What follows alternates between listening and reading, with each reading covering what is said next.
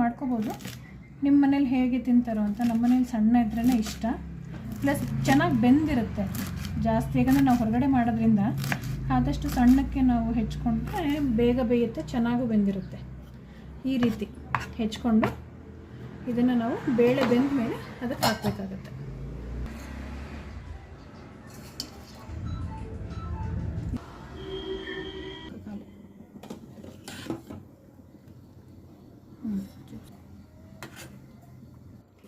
ಈಗ ಬೇಳೆ ಬೆಂದಿದೆ ನೋಡಿ. ಬೇಳೆ ಪೂರ್ತಿ ಬೇಯಬಾರ್ದು, ಈ ಥರ ಕಾಣ್ತಾ ಇದೆಯಲ್ಲ ಸೆಂಟ್ರಲ್ಲಿ, ಆ ಥರ ಇಷ್ಟು. ಸೊ ಅಂದರೆ ಒಂದು 3/4, ಒಂದು 80%, 75 to 80% ಬೆಂದಿರಬೇಕು.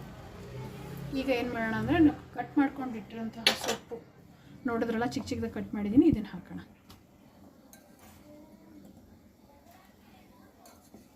ಮತ್ತು ಒಂದು ಟಿಪ್ ಶೇರ್ ಮಾಡೋಕ್ಕೆ ಇಷ್ಟಪಡ್ತೀನಿ. ಏನಂದರೆ ಈ ಥರ ಸಣ್ಣ ಎಲೆ ಇರುತ್ತಲ್ಲ,